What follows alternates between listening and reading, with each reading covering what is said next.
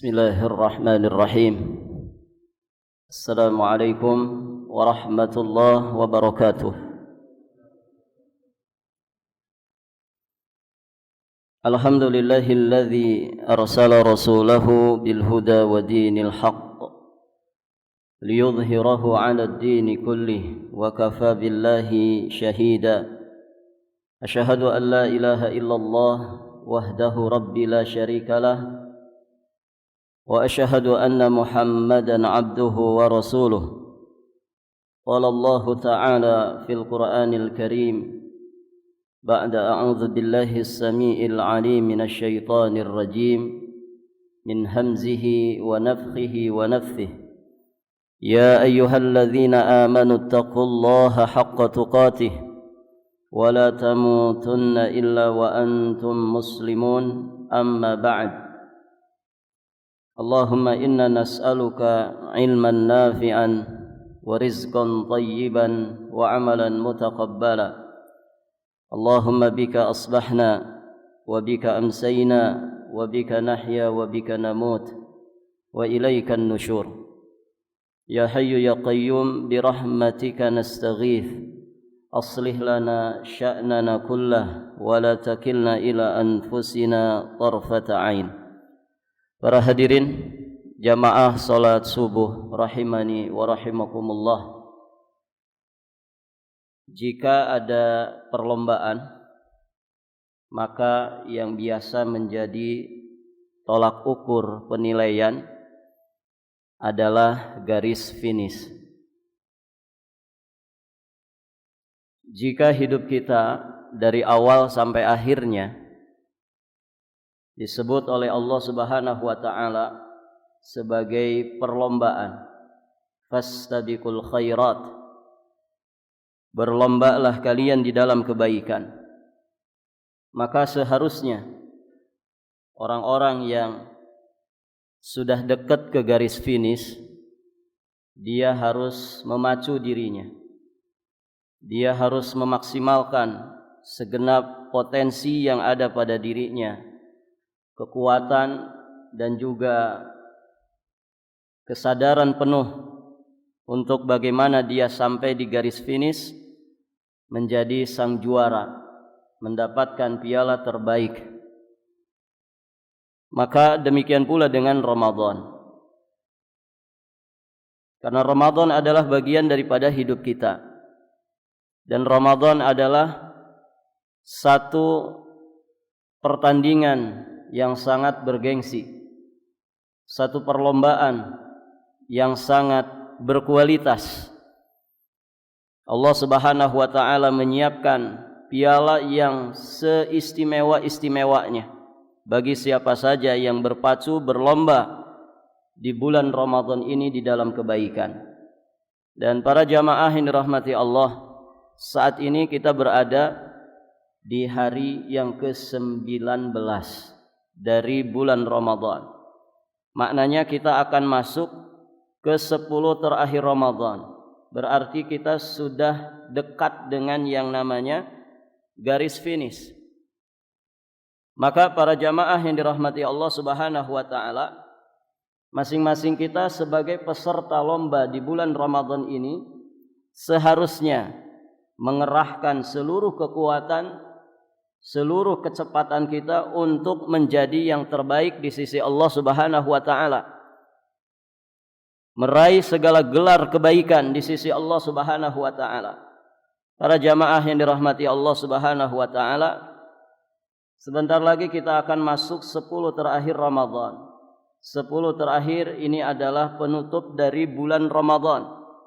Maka berlombalah di dalam kebaikan untuk menjadi yang terbaik, untuk menjadi juara di sisi Allah Subhanahu wa taala, mendapatkan keberkahan pahala yang berlimpah di sisi Allah Subhanahu wa taala.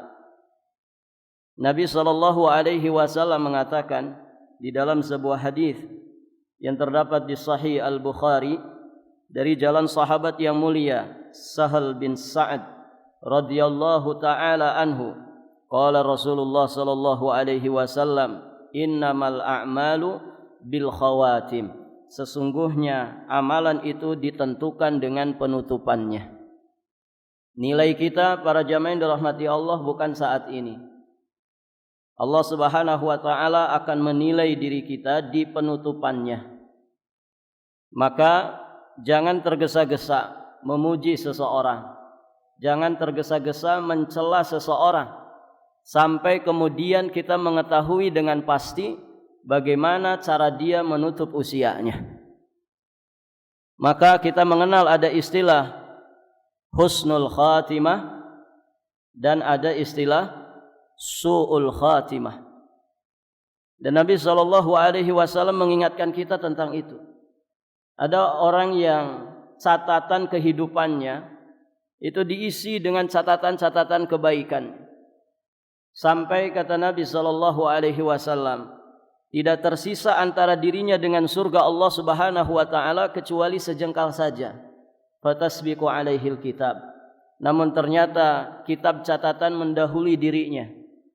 Sejengkal lagi dia masuk ke dalam surga Allah Subhanahu wa taala, namun ternyata di penghujung kehidupannya dia melakukan amal-amal penduduk neraka dan dia menutup usianya dengan amal-amal tersebut sampai akhirnya dia masuk ke dalam neraka. Sebaliknya ada orang yang catatan kehidupannya dipenuhi dengan catatan-catatan keburukan. Amal-amal yang dilakukannya adalah amal-amal penduduk neraka. Namun ternyata para jamaah yang dirahmati Allah, ketika jarak antara dirinya ke neraka tinggal sejengkal lagi, tasbiq alaihil kitab, dia didahului oleh catatan takdirnya. Ternyata di penghujung usianya dia melakukan amal-amal ahli surga dan dia pun lulus, berhasil menutup usianya itu dengan amal-amal ahli surga sampai dia masuk ke dalam surga Allah Subhanahu wa taala. Ini iman kepada takdir. Para jamaah yang dirahmati Allah, iman kepada takdir seharusnya menumbuhkan rasa takut kita kepada Allah Subhanahu wa taala tentang nasib akhir daripada kehidupan kita. Nas'alullah al-afwa wal afiyata wassalama. Semoga Allah Subhanahu wa taala menganugerahkan kepada kita husnul khatimah. Para jamaah yang dirahmati Allah Subhanahu wa taala, maka Ramadan juga demikian. 1 bulan ini adalah turnamen kita di dalam mendapatkan kebaikan-kebaikan di sisi Allah Subhanahu wa taala. Allah Maha tahu siapa di antara kita yang serius sungguh-sungguh untuk mendapatkan setiap keberkahan dari bulan Ramadan, dan Allah juga Maha tahu siapa di antara kita yang lalai dan lengah, malas-malasan untuk mendapatkan kebaikan di bulan Ramadan ini. Maka para jamaah yang dirahmati Allah, mumpung waktu Ramadan masih tersisa, kita belum sampai di garis finish. Kita harus berpacu mengerahkan segenap potensi yang ada pada diri kita untuk bisa berhasil menjadi sang juara. Para jamaah yang dirahmati Allah Subhanahu wa taala, pada kesempatan yang berbahagia ini sedikit kita ingin muhasabah, menghitung-hitung diri kita selama perjalanan kita di bulan Ramadan ini secara khusus, dan juga perjalanan kita di dalam kehidupan di dunia ini. Para jamaah yang dirahmati Allah Subhanahu wa taala, para ulama mengingatkan kita semua bahwa di penghujung Ramadan seperti ini, yang qasimul muslim ila arba'ati aqsam. Seorang muslim itu terbagi, muslimin di akhir Ramadan seperti ini terbagi menjadi 4 golongan. Yang pertama, para jamaah yang dirahmati Allah, golongan yang dikatakan su'ul bidayah wa su'un nihayah. Orang-orang yang dari awal setar Ramadan sudah jelek kondisinya. Mereka malas, mereka tidak bergairah, mereka tetap dalam kelengahan, kelalaian dan juga kemalasannya. Dan parahnya lagi para jamaah yang dirahmati Allah, keburukan mereka, kelengahan mereka, kelalaian mereka ini berlanjut. Masuk pertengahan tetap dalam kondisi lalai. Ketika ada di penghujung Ramadan pun demikian. Lewat dari bulan Ramadan bahkan cenderung lebih parah kondisinya. Wal iyadzubillah. Para jamaah yang dirahmati Allah Subhanahu wa taala, orang-orang seperti ini dikatakan oleh para ulama, mereka itu adalah ubadul hawa, budak-budaknya hawa nafsu. Mereka para penghamba kepada hawa nafsunya.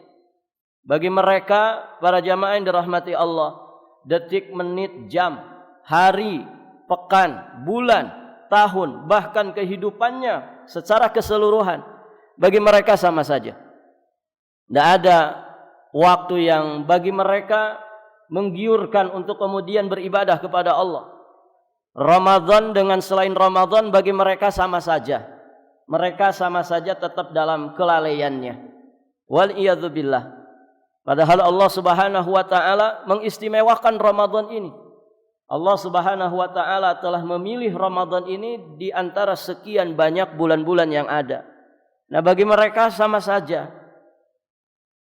Mereka inilah para jamaah yang dirahmati Allah, orang-orang yang mendapatkan doa dari malaikat Jibril yang kemudian diaminkan oleh Nabi sallallahu alaihi wasallam. Nabi suatu ketika pernah naik ke atas mimbar. Ketika naik di tingkat pertama dari mimbar Nabi, tiba-tiba Nabi menyebutkan amin.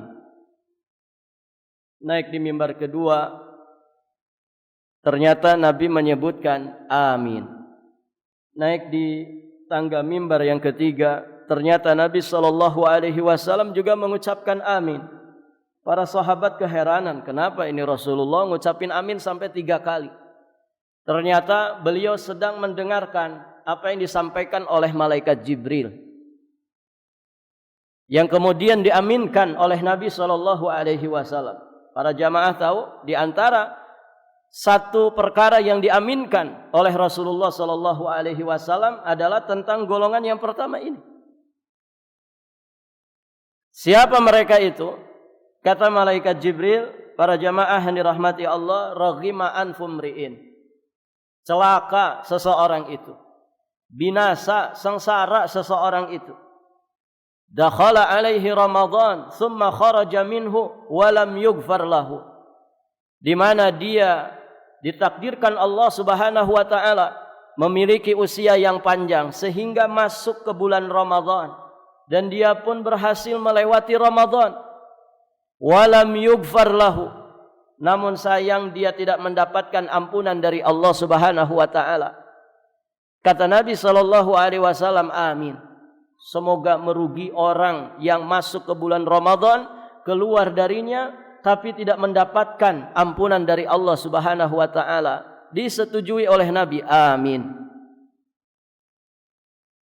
Dan para jamaah yang dirahmati Allah, kata Imam Ibn Rajab Al-Hambali, kalau orang di bulan ini, di bulan Ramadan ini tidak mendapatkan ampunan dari Allah Subhanahu wa taala, maka akan sulit baginya untuk mendapatkan ampunan di selain bulan Ramadan.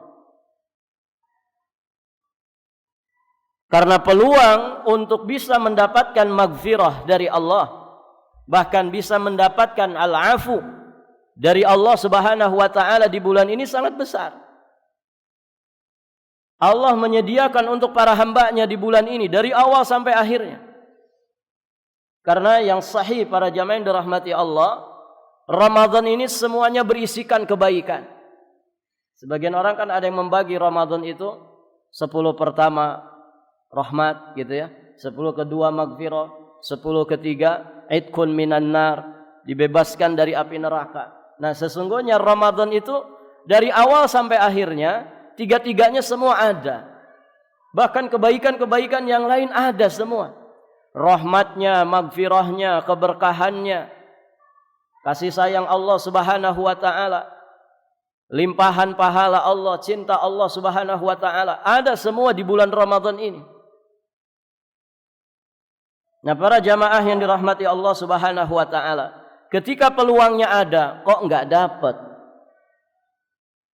maka akan sulit baginya ketika dia keluar dari bulan Ramadan untuk mendapatkan ampunan dari Allah Subhanahu wa taala. Para jamaah yang dirahmati Allah, walhasil orang-orang seperti ini dikatakan oleh para ulama sebagai seburuk-buruk manusia. Wal iyadu billah. Bagi tipe orang-orang pertama ini, Ramadan itu jadi musibah besar. Padahal bagi orang-orang beriman yang benar keimanannya, Ramadan itu merupakan anugerah terindah dari Allah Subhanahu wa taala. Mereka mendulang pahala yang sebesar-besarnya di sisi Allah, tapi golongan pertama ini justru mendapatkan azab, mendapatkan siksa dengan adanya bulan Ramadan. Semoga kita diselamatkan dari golongan pertama ini. Jadi apa yang pertama tadi, Pak? Golongan pertama tadi apa? Hah? Apa, Pak? Coba diulangi. Su'ul bidayah wa su'un nihayah. Dari start awal Ramadan sudah jelek. Dan itu berlanjut sampai penghujung Ramadan. Jadi tidak ada baik-baiknya nih orang pertama ini. Baik, yang kedua. Yang kedua, para jamaah yang dirahmati Allah, orang-orang yang dikatakan husnul bidayah wa su'un nihayah. Di awal-awal start Ramadan dalam kondisi yang baik. Oh, semangatnya luar biasa. Begitu ya. Namun sayang itu tidak bertahan. Masuk 10 kedua semakin merosot. Masuk 10 terakhir semakin parah kemunduran dan kemerosotannya. Nas'alullah al-afwa wal afiyah wassalam. Model kedua ini, para jamaah yang dirahmati Allah, fenomena yang sering kita lihat di sekitar kita. Kalau masa-masa normal, para jamaah yang dirahmati Allah, ini tipe yang kedua ini sangat nampak sekali. Ya, terutama DKM masjid pasti paham itu. Ya kan? Bagaimana kondisi jamaah gitu. Tapi insya Allah bukan jamaah di masjid ini ya. Ini di luar sana, Pak. Gitu. Jadi kalau awal-awal Ramadan itu luar biasa. Ini kalau bicara masa-masa normal ya, membludak itu masjid itu. Nanti coba lihat 10 masuk 10 kedua. Ada kemajuan atau kemunduran? Ada kemajuan atau kemunduran, Pak? Ya, dua-duanya ada. Maju softnya, ya mundur orangnya. Nah itu para jamaah yang dirahmati Allah. Di 10 ketiga, oh semakin parah. Terus pada kemana nih orang-orang ini? Yang satu di BSB, yang satu di BC, yang satu keliling aja dia. Ya. Keliling di tempat-tempat pusat-pusat perbelanjaan. Ya. Para jamaah yang dirahmati Allah. Padahal kalau orang mengerti persiapan, sudah pernah kita bahas kalau tidak salah ya. Salah satu nasihatnya Syekh Shalih Al-Munajjid di dalam salah satu risalahnya tentang persiapan menghadapi Ramadan, beliau menyatakan, belanjalah sebelum masuk Ramadan. Segala sesuatu yang nanti kita butuhkan ya selama kita beribadah di bulan Ramadan. Nah, salah satu kebiasaan masyarakat kita kalau hari raya Idul Fitri mesti ramai dengan yang namanya makanan, minuman, kue-kuehan, cemilan, begitu kan? Apalagi Pak? Sama pakaian, begitu kan? Sama pakaian baru. Nah ini barang-barang seperti ini para jamaah yang dirahmati Allah, kata Syekh Shalih Al-Munajjid, dipersiapkan sebelum masuk Ramadan. Kalau bisa para jamaah yang dirahmati Allah, kita itu punya tabungan khusus Ramadan. Supaya masuk Ramadan itu, kalau bisa kita nggak usah sibuk dengan urusan dunia. Kenapa? Dengan tabungan itu. Zakatnya, zakat fitrahnya sudah dipersiapkan. Ya untuk keperluan, ya anak-anak kita, baju lebaran kita, untuk keperluan stok makanan. Itu betul-betul dipersiapkan. Cuman jarang orang punya tabungan khusus untuk Ramadan. Dia masuk bulan Syawal tuh sudah mulai nabung. Ya, bisanya berapa? 1 bulan cuman bisa nyimpen 1 juta, enggak ada masalah. Berarti kalau kita nanti ketemu Ramadan lagi, paling tidak 11 juta sudah terkumpul khusus untuk Ramadan. Nah, ini jarang di antara kita yang punya persiapan sematang itu. Sehingga ketika masuk Ramadan tidak lagi dipusingkan dengan urusan-urusan dunia. Nah, itu dipersiapkan sebelum masuk Ramadan. Baju baru juga demikian, Pak. Kenapa kita enggak beli sebelum Ramadan? Oh, Ustadz, kalau menjelang Lebaran tuh banyak diskon. Iya, diskonnya berapa, Pak? Kalau orang tukang bisnis pasti paham. Kadang orang tuh ngasih diskon, harganya dia naikin dulu. Diskon 40%. Harga asalnya 100.000, dia naikin 150.000, tapi diskon 40%. Kata orang Jawa apa? Podo ae.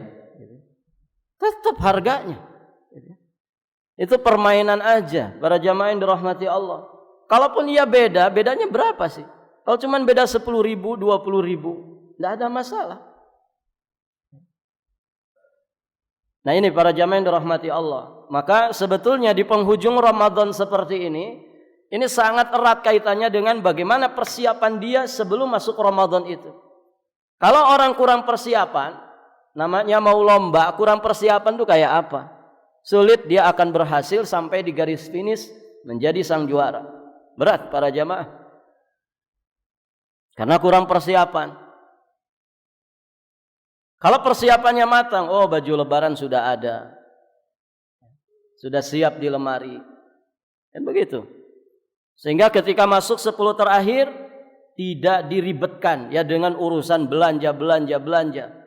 Sehingga waktu-waktu istimewa kita, para jamaah yang dirahmati Allah, akhirnya terbuang percuma begitu saja. Seharusnya kita sibuk dengan iktikaf kita di masjid Allah, di rumahnya Allah. Kita malah sibuk, aduh si sulung belum dapat baju, istri masih merengek pengen baju.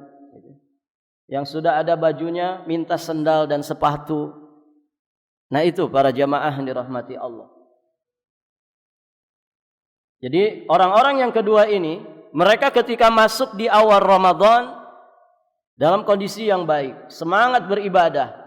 Namun seiring berjalannya Ramadan, semangat beribadah mereka menjadi luntur. Dan akhirnya mereka su'un nihayah, su'ul khatimah dengan Ramadannya.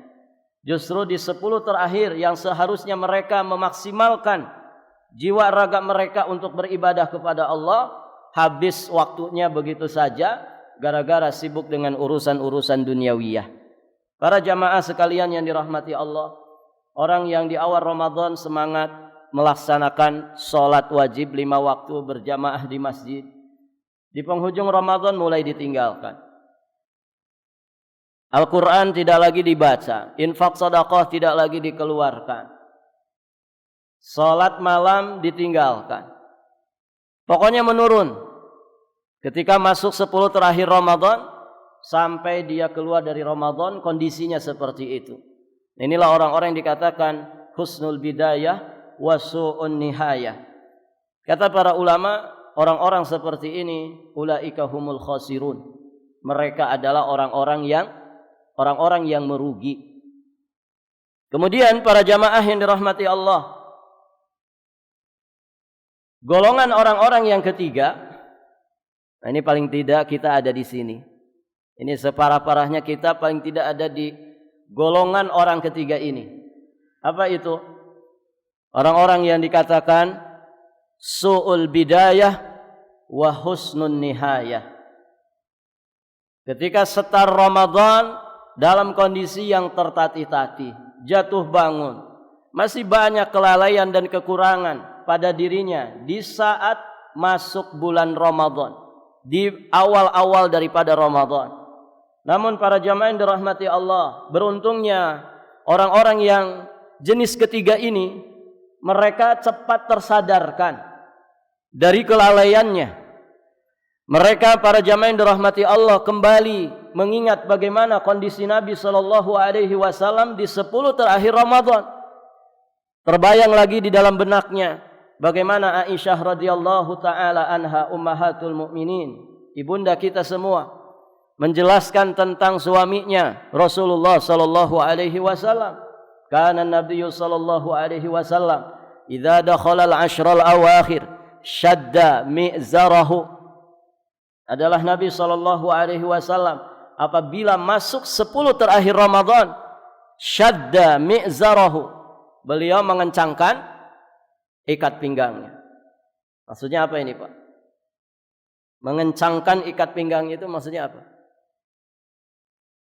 Ada yang tahu? Mengencangkan ikat pinggang ini ada 2 maknanya. Kata para ulama, ini ungkapan yang menggambarkan kesungguhan dan keseriusan Nabi sallallahu alaihi wasallam di dalam beribadah kepada Allah Subhanahu wa taala. Di bahasa kita juga kan ada istilah itu. Sing-singkan lengan baju, kemudian ikat kepala, ikat pinggang. Ini gambaran apa? Kalau orang bela diri, ngikat kepalanya dengan kencang, itu gambaran apa? Serius dia mau sparring ini, gitu kan? Atau mengencangkan sabuknya, sabuk pinggangnya. Menggambarkan kesungguhan dan keseriusan, menggambarkan kekuatan. Itu para jamaah yang dirahmati Allah, ketika masuk 10 terakhir Ramadan, bukan semakin loyo, tapi semakin kuat. Makna yang kedua para jamaah yang dirahmati Allah, syadda mi'zarahu, maksudnya Nabi i'tazala an-nisa, beliau meninggalkan para istrinya. Maksudnya apa? Tidak berjima di 10 malam terakhir dengan istri-istrinya. Kenapa tidak berjima? Saking seriusnya, saking fokusnya beribadah kepada Allah Subhanahu wa taala. Kita masih rutin enggak, Pak? Kalau 10 terakhir? Masih, Ustaz. 2 hari sekali kok. Nah, Nabi itu meninggalkan istri-istrinya. Maksudnya tidak bersetubuh dengan istrinya. Saking fokusnya ibadah. Kenapa? Karena Nabi sallallahu alaihi wasallam iktikaf di 10 terakhir Ramadan. Sampai diwafatkan Allah Subhanahu wa taala. Beliau selalu beriktikaf di 10 terakhir Ramadan. Nah, itu para jamaah yang dirahmati Allah. Syadda mi'zarahu. Beliau mengencangkan ikat pinggangnya. Kemudian wa ahya lailahu. Beliau menghidupkan malam-malamnya.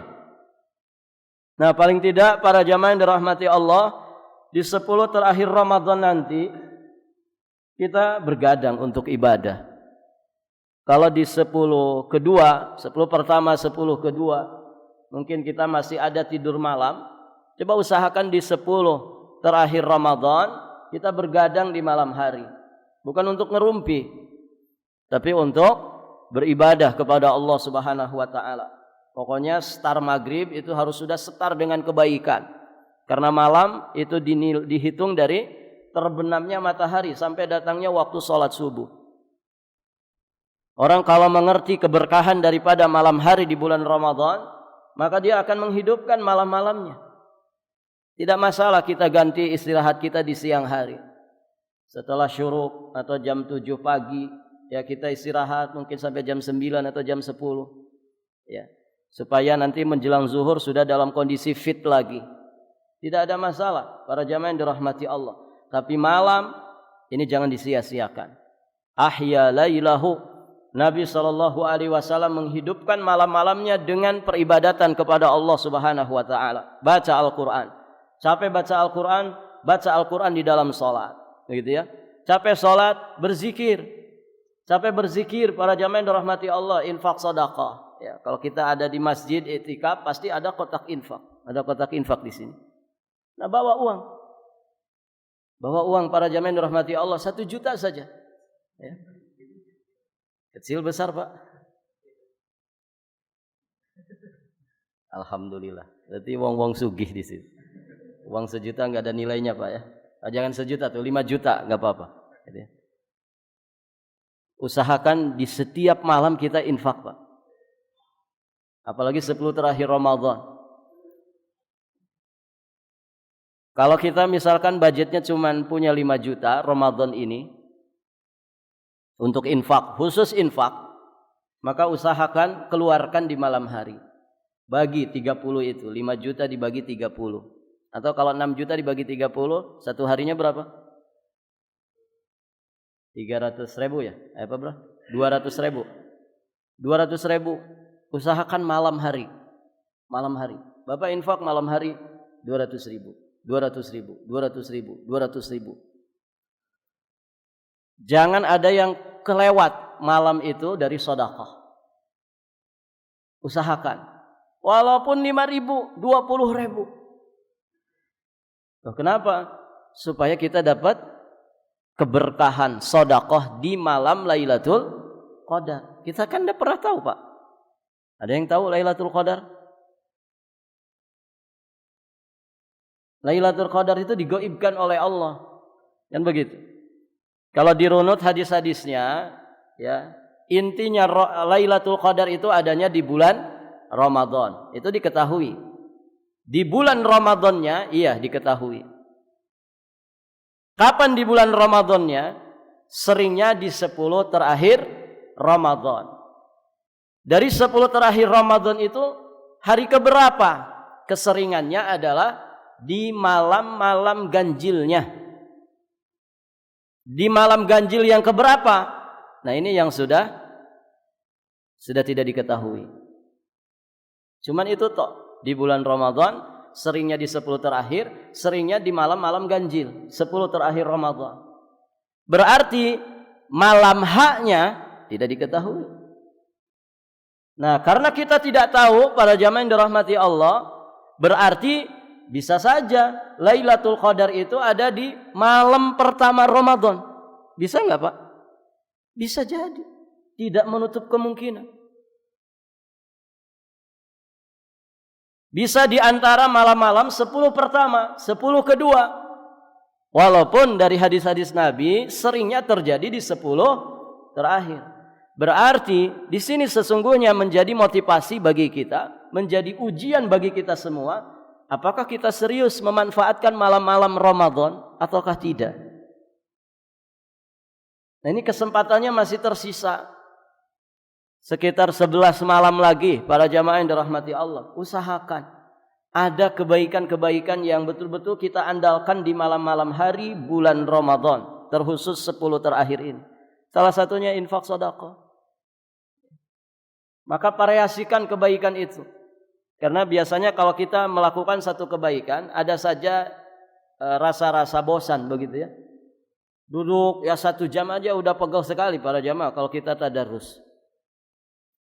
Nah di sini juga para DKM masjid ya harus bersinergi dalam kebaikan supaya dapat jatah pahalanya. Kalau ada orang kok dia senang ibadah di masjid kita, kok dia nyaman betah ibadah di masjid kita, ya dengan fikihnya yang sesuai dengan sunnah, ya dengan kehusuan, nilai-nilai maknawiyah daripada ibadah di masjid kita, dia senang. Artinya secara lahir dan batin nyaman ibadah di masjid kita. Dengan wasilah DKM yang perhatian kepada masjid, masjidnya bersih, masjidnya wangi, fasilitas untuk beribadah begitu nyaman, maka DKM masjid dapat pahala. Berikan fasilitas untuk kaum muslimin beribadah kepada Allah. Saya pernah melihat para jamaah yang dirahmati Allah satu gambar di Saudi sepertinya begitu. Jadi ada semacam tiang untuk Al-Quran yang besar. Jadi ada tiang, kemudian ada papannya terbuka begini, dan kita bisa nyimpan Al-Quran, mushaf Al-Quran yang besar di situ. Kemudian di masjid itu disediakan kursi-kursi. Dan ternyata para jamaah duduk lesehan dengan duduk di kursi seperti ini, lebih tahan mana, Pak? Ini untuk orang tua, juga untuk anak muda sama, terkhusus orang tua. Lesehan kayak Bapak duduk di situ, mohon maaf ya, saya di atas ini. Dengan duduk di kursi seperti ini, lebih tahan mana, Pak? Di kursi. Kenapa? Karena bebannya terbagi. Ini ada kaki yang menapak, begitu kan? Kemudian posisi tulang punggung juga dalam posisi yang enak. Ya, bisa juga nyandar, begitu kan? Nah, kalau disediakan tiang-tiang seperti itu bikin dari kayu saja, ya simple. Kemudian ada ada penyangga mushafnya, sejenis meja kecil gitu, tapi pakai tiang. Jadi orang-orang yang sepuh, yang mungkin sudah tidak bisa duduk lama lesehan, tidak seperti anak-anak muda, para jamaah yang dirahmati Allah, dia bisa memanfaatkan fasilitas itu. Nah, kalau baca Quran seperti ini para jamaah, kemudian mushafnya besar, gitu ya. Yang ketinggalan kacamata saja masih bisa baca begitu ya. Kenapa? Karena gede mushafnya. Karena ada mushaf yang besar. Ini kalau disediakan, ya terkhusus untuk orang-orang yang sepuh. Ini Masya Allah nyaman sekali. Kita kalau baca Quran begitu, duduk nyaman seperti ini. Mushafnya di depan, ya, tinggal buka-buka, baca buka-buka. Ini 1 jam insya Allah tahan. 2 jam mungkin duduk terus kita tahan. Nah, maka kalau kita lelah letih di satu posisi baca Quran, coba ganti posisi. Jangan melulu di posisi itu. Kok pegel ya saya? Cari sandaran. Nyandar di tiang, baca lagi. Nyandar di tiang pegel, cari kursi. Cari kursi. Karena itu rehat namanya. Coba kalau cari definisi istirahah. Istirahat itu orang kita nyebutnya istirahat. Jadi istirahat itu bahasa Arab itu. Yang disebut istirahah itu apa? Para ulama mendefinisikan raha atau istirahah itu intiqalul a'mal ilal a'mal ghairihi. Yakni berpindahnya satu amalan kepada amalan berikutnya. Yang tadinya duduk, lesehan, kemudian kita pindah ke kursi, itu istirahat namanya. Berpindah dari satu kegiatan ke kegiatan berikutnya. Capek baca Quran, kemudian kita sholat, berdiri untuk sholat, itu namanya istirahat. Kalau di kita kan enggak ya. Kalau mendefinisikan istirahat itu apa? Aduh, ana dari tadi belum istirahat gitu. Padahal di tiang manggut-manggut gini. Belum istirahat katanya. Itu istirahat. Definisi istirahat itu begitu. Capek baca Quran, ganti zikir. Nah, itu istirahat. Dan ternyata para jamaah perpindahan kegiatan dari satu kegiatan berikutnya ini merefresh rasa lelah, rasa letih yang ada pada diri kita. Ada suasana baru begitu, ada suasana baru.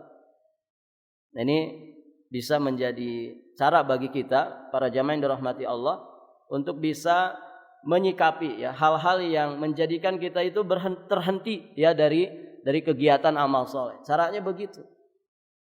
Capek baca Quran, istighfar, zikir, sambil sandaran, sambil rebahan juga nggak apa-apa. Yang penting tetap beraktivitas kebaikan. Sampai duduk lesehan baca Quran, coba duduk seperti ini. Cari kursi, duduk di kursi. Gitu ya. Wah, capek Ustaz duduk di kursi, keliling, jalan-jalan. Di Arab Pak biasa. Orang ngafal Quran ya sambil keliling. Masjidnya kan besar-besar ya. Biasanya ada 4 tiang di tengah itu. Mereka seperti orang tawaf. Kita dulu ketika belajar di markas-markas ilmu begitu para jamaah. Kalau pada subuh itu baca Quran, menghafal Quran itu sambil keliling, ngelilingin tiang di masjid. Persis seperti orang tawaf. Apa boleh seperti itu? Tidak ada masalah. Dan ternyata itu membuat kita semangat. Apalagi rame-rame begitu ya. Persis tawaf Pak. Tapi bukan kita melakukan tawaf ya, karena bid'ah. Tawaf ya di Baitul Haram. Ini sekedar untuk menyegarkan badan kita. Karena kalau duduk terus kadang ngantuk. Gitu ya. Bapak dengerin ceramah subuh gini ngantuk nggak Pak? Ya dikit Ustaz. Ngantuk ayam katanya. Tapi 30 menit. Gitu.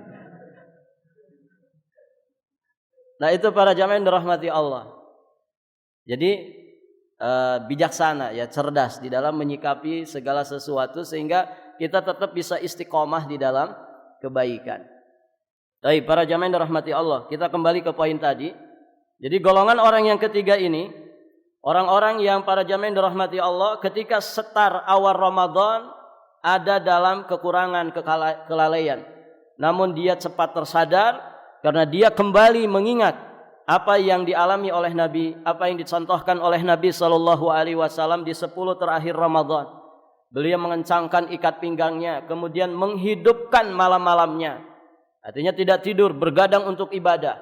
Bahkan kata Aisyah radhiyallahu taala anha, wa aiqadha ahlahu. Nabi sallallahu alaihi wasallam ikut membangunkan keluarganya, untuk sama-sama ibadah kepada Allah. Karena rumah Nabi itu dengan Masjid Nabawi itu kan rendengan Pak ya. Di sebelah kiri bagian depan Masjid Nabawi. Kalau sekarang kita lihat di Masjid Nabawi, rumah Nabi yang di situ ada kuburnya Nabi, kuburnya Abu Bakar, kemudian kuburnya Umar Ibnul Khattab, itu masuk ke dalam. Tapi kata para ulama tidak dikatakan ya kuburan Nabi di dalam masjid yang sekarang ini seolah-olah kelihatannya di dalam, ini tidak bisa dijadikan hujjah, tidak bisa dijadikan dalil ya bolehnya mengubur orang soleh di dalam masjid, juga bolehnya membangun masjid di atas kuburan. Kenapa? Karena masjid Nabi tidak dibangun di atas kuburan. Masjid Nabi tidak dibangun di atas kuburan. Mana duluan, kubur Nabi atau masjid? Mana yang lebih dulu Pak? Kuburnya Nabi atau Masjid Nabawi? Masjid. Long yang bangun masjid siapa? Nabi.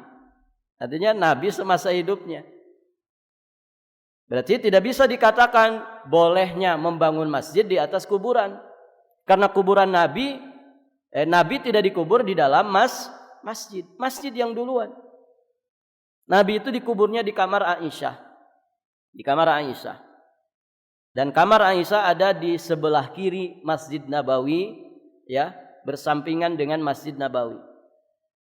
Nah itu para jamaah yang dirahmati Allah. Jadi dekat. Makanya ada kisah di masa itikaf Nabi, Nabi itu tinggal buka jendela masjid saja. Kemudian Aisyah menyisiri rambutnya Rasulullah Shallallahu Alaihi Wasallam dari balik jendela masjid. Jadi ketika buka jendela Masjid Nabawi itu langsung rumahnya, kamarnya Aisyah. Begitu. Nah itu para jamaah yang dirahmati Allah. Jadi beliau membangunkan keluarganya di 10 terakhir Ramadan. Karena rumah Nabi berdampingan dengan Masjid Nabawi. Dibangunkan istrinya, dibangunkan keluarganya untuk sama-sama beribadah kepada Allah Subhanahu wa taala. Itulah kata Ibunda Aisyah. Jadi Nabi di 10 terakhir Ramadan, ya beliau mengencangkan ikat pinggangnya, kemudian menghidupkan malam-malamnya, dan beliau membangunkan keluarganya. Nah, golongan orang ketiga ini sadar dengan itu. Oh iya, Nabi dulu ketika 10 terakhir Ramadan luar biasa, maksimal sekali. Maka dia cepat tersadar. Ditambah lagi dia pun cepat tersadar dengan satu malam yang penuh dengan keistimewaan itu. Itulah Lailatul Qadar khairun min alfi syahr. Dia teringat sabda Nabi SAW, man hurima khairaha faqad hurim. Siapa yang terhalang dari kebaikannya, maka sungguh dia terhalang dari kebaikan yang sangat banyak sekali. Itulah Lailatul Qadar. Para jamaah yang dirahmati Allah, itu golongan yang ketiga. Walhasil, golongan yang ketiga ini kata para ulama, ulaika humul faizun. Mereka adalah orang-orang yang beruntung. Mereka orang-orang yang sukses mendapatkan keberkahan daripada Ramadan karena berhasil finish dengan kebaikan. Kemudian yang terakhir, para jamaah yang dirahmati Allah, golongan yang keempat, mudah-mudahan kita ada di sini. Orang-orang yang dikatakan husnul bidayah wa husnun nihayah. Jadi mereka ini dari setar awal Ramadan sudah gaspol Pak. Ketika masuk pertengahan Ramadan tambah maksimal lagi. Masuk penghujung Ramadan lebih kencang lagi. Nah inilah orang-orang yang mendapatkan seluruh keberkahan daripada bulan Ramadan. Ulaika humul muttaqun. Mereka adalah orang-orang yang mendapatkan ketakwaan dengan sebenar-benarnya. Mereka yang mendapatkan rahmat dari Allah. Mereka yang mendapatkan maghfirah dari Allah. Mereka orang-orang yang mendapatkan keselamatan dari siksa api neraka. Mereka yang akan masuk surga dengan babur rayyan. Semua keberkahan daripada bulan Ramadan mereka dapatkan. Dan inilah para jamaah yang dirahmati Allah, setinggi-tingginya level kaum muslimin. Yang dari setar awal Ramadan, dia sudah setar dengan yang baik. Dan bertambah kebaikannya itu sampai dia finish di bulan Ramadan. Para jamaah sekalian yang dirahmati Allah, inti daripada pembahasan kita ini, ayo kita maksimalkan 10 terakhir Ramadan yang tersisa. Dan mintalah taufik, hidayah, inayah kepada Allah Subhanahu wa taala untuk kita bisa istiqamah.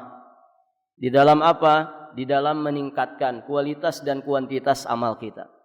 Orang itu kalau istiqamah dalam amal yang sama, ini sudah hebat. Istiqamah itu kan ajeg, lurus, konsisten, dawam. Di dalam satu level amal kebaikan, ini sudah hebat, Pak. Nah, ada yang lebih hebat lagi, orang yang istiqomah di dalam meningkatkan kualitas dan kuantitas amalnya. Jadi dia istiqomahnya itu dengan peningkatan. Kalau tadi orang istiqomah dengan garis lurus, istiqomah seperti ini sudah hebat sekali. Khairul a'mal maduwima wa in qalla, kan begitu kata Nabi. Sebaik-baik amal adalah yang didawamkan, yang diistiqomahkan walaupun sedikit. Itu sudah hebat sekali. Nah, akan lebih hebat lagi kalau orang itu punya keistiqomahannya di dalam meningkatkan kualitas dan kuantitas amal. Jadi semakin bertambah hari, semakin bertambah usia, semakin naik derajatnya di sisi Allah. Terus seperti itu. Dan itu yang dicontohkan para ulama. Bapak kenal Imam Ahmad? Ada yang kenal Imam Ahmad, Pak? Ya, saya juga enggak ketemu begitu. Cuman kita tahu dari riwayat-riwayat tentang beliau. Imam madhab, imam besar, muridnya Imam Syafi'i. Cukuplah begitu istimewanya Imam Syafi'i ketika punya murid yang namanya Imam Ahmad. Cukuplah keistimewaan seorang Syekhul Islam Ibnu Taimiyah ketika punya murid yang namanya Imam Ibnul Qayyim. Ini Imam Ahmad, ulama besar. Para jamaah yang dirahmati Allah. Beliau dikisahkan oleh teman dekatnya. Sahibtu Ahmad bin Hanbal. Aku pernah bermusahabah, bergaul dekat dengan Imam Ahmad bin Hanbal. 20 sanatan, 20 tahun lamanya. Saifan wa syita'an, harran wa bardan. Di musim dingin, di musim panas. Lailan wa naharan. Di malam ataupun di siang hari, selalu dekat dengan Imam Ahmad. Bagaimana testimoni sahabat dekatnya ini? Famalakituhu fi yaumin qad illa wa huwa zaid alaihi bil amsi. Tidak pernah aku dapati Imam Ahmad dalam satu hari, melainkan kondisinya semakin lebih baik daripada sebelumnya. Selama berapa tahun, Pak? 20 tahun. Artinya ini konsistensi yang luar biasa. Jadi istiqomahnya Imam Ahmad yang diceritakan sahabat dekatnya itu bukan dalam satu level kebaikan, tapi dalam peningkatan kebaikan. Istiqomah 20 tahun disaksikan oleh sahabatnya sendiri seperti itu. Famalakituhu fi yaumin qad illa wa huwa zaid alaihi bil amsi. Masya Allah. Tidak pernah aku dapati Imam Ahmad di suatu hari, melainkan kondisinya semakin lebih baik daripada sebelumnya. Jadi hari Seninnya lebih baik daripada hari Ahadnya. Hari Selasanya lebih baik daripada hari Seninnya. Hari Rabunya lebih baik daripada hari Selasa. Terus seperti itu. 20 tahun lamanya. Dan itulah gambaran ulama Rabbani. Itulah gambaran orang-orang yang saleh. Orang-orang yang insya Allah jadi calon surga. Itu cerminannya. Kita kalau bicara sahabat Nabi, oh luar biasa lagi. Kalau bicara nabinya, lebih Masya Allah lagi. Nah itulah gambaran ahli surga. Ahli surga itu begitu, Pak. Mereka berlomba di dalam kebaikan. Belum kalau bicara infak sedekah. Umar Ibnul Khattab itu luar biasa itu. Bersaing sama Abu Bakar As-Siddiq. Selalu pengen mengalahkan Abu Bakar As-Siddiq, tapi tidak terkalahkan Abu Bakar As-Siddiq. Suatu ketika Umar Ibnul Khattab ya, dengan riangnya beliau membawa separuh hartanya kepada Nabi. Kemudian beliau katakan di dalam hatinya, hari ini pasti aku bisa mengalahkan Abu Bakar As-Siddiq. Separuh harta yang beliau miliki disedekahkan lewat Nabi SAW. Ternyata para jamaah, Abu Bakar As-Siddiq datang dengan seluruh hartanya. Ketika Abu Bakar As-Siddiq digantikan oleh Umar Ibnul Khattab, apa testimoninya Umar Ibnul Khattab? Engkau meninggalkan sesuatu yang berat di atas punggung-punggung kami. Saking apanya? Saking beratnya menandingi kesalehan, ketakwaan dari Abu Bakar As-Siddiq. Begitu para sahabat. Dan itulah ahli-ahli surga. Umar Ibnul Khattab itu para jamaah yang dirahmati Allah, ketika jadi khalifah itu sering sekali menangis, sering muhasabah. Sampai beliau mengatakan, demi Allah, kalau ada seekor bighal di Irak sana terpeleset jatuh, maka demi Allah aku akan dimintai pertanggungjawaban di hadapan Allah tentang itu. Beliau sampai segitunya. Kalau ada seekor bighal, sejenis keledai, para jamaah yang dirahmati Allah, terpeleset jatuh di negeri Irak sana, maka demi Allah, Allah akan bertanya, memintai pertanggungjawaban kepadaku tentang itu. Maksudnya apa? Berarti nggak beres Anda jadi pemimpin. Itu jalan rusak dibiarin. Ini loh hewan, Pak. Hewan. Di kita yang jatuh-jatuh gitu gara-gara jalan berlubang itu siapa? Hewan atau manusia?